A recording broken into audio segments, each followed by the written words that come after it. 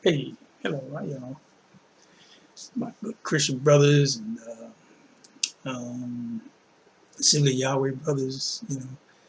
This is my first time ever doing a video. I've always wanted to get on and talk about the word, because there's a lot of things going on out here that has really, really got me my attention. And most recently is my man, the young brother, Gabriel, um, Ansley, Gabriel. Anyway, he's talking about the time of the end, 2028, which is kind of deep because actually, Christ was killed in 28 AD. That's a known fact, and you could actually historically, they have shown he's done a good job of showing, um, that 28 AD was a time of the Messiah's murder. I call it murder. Crucifixion. I hit Gabriel on that one day. He was like, "Wow, I've never heard it considered a murder." Well, that's how I always considered a murder, and because just think about it. I mean, when you think about it, it was a murder. I mean, we use the word crucifixion. To us in our society, murder is like crucifixion. It seems so. What do you want to call that? I don't know. I have a good word for it, but it's like. Um, it's like something sweet, like something not so bad. Back then, it was probably something bad, but for us, if you would say they electrified and put him in an electric chair, or something like that, then yeah, even hanging him from a tree, which is what they did, right?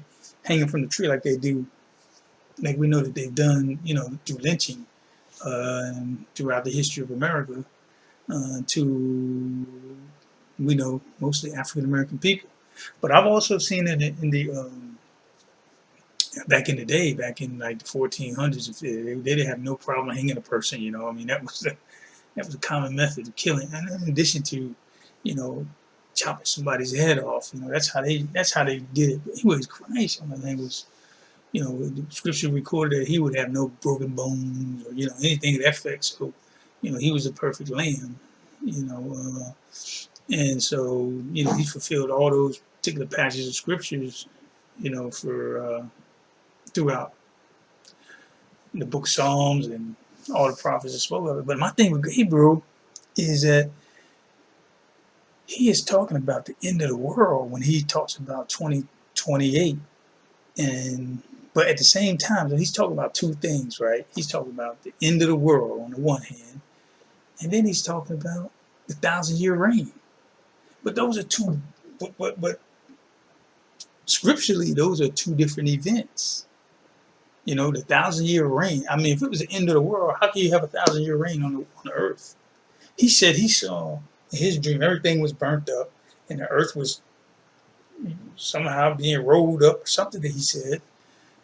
So he's talking about two totally different events. Now, I'm not sure if Gabriel was aware of that. He's talking about two different events.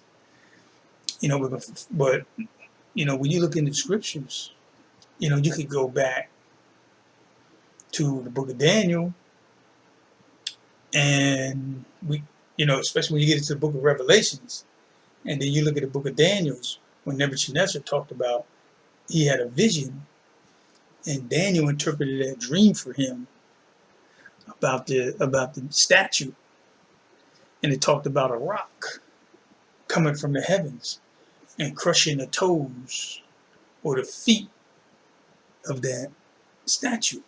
And what he said was when he crushed it, then his kingdom spread all over the earth. Then it talked about the kingdom of the Messiah. And then we go up in the book of Revelation, it talks about the saints and the Messiah ruling on the entire earth. And so these two events kind of go together. And also when you look at the toes, that's 10 toes. And then you look at the beast in chapter 19 with the 10 horns, and those 10 kings, who gathered. And the scripture talks about how Satan, the beast, gathered all these kings and all he gathered all the what I want to say, the military industrial complex. and all the world, read in there, you got all the world armies and nations, all of them come together to, and basically when you think about it, to stop the rock. And it's ironic because they talk about a rock. This one guy got a book out he calls it the Wormwood, talks about an asteroid that's going to hit the earth. And we know that some governments and officials, going back to Ronald Reagan, who created a space war, of military weapons up in space that would be able to shoot down such an object. Supposedly, aliens invading the earth to that effect. And so the alien that's invading the earth,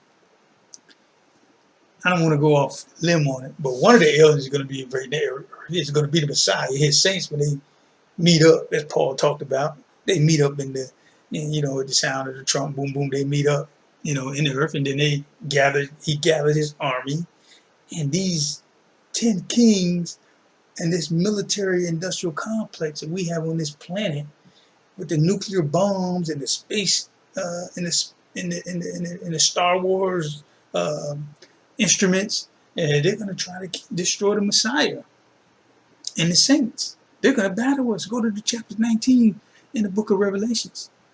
And you can see it in the book of Daniel, but you see it in other passages. If you just, if you're looking at it, it's all there in the scriptures. Now, I'm not an expert at the quoting scriptures. I could get a Bible, sit here and talk to you, yeah.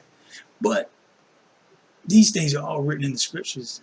And you have to really begin to look at it if you really want to know, because what the Messiah tells us, he said, watch and pray.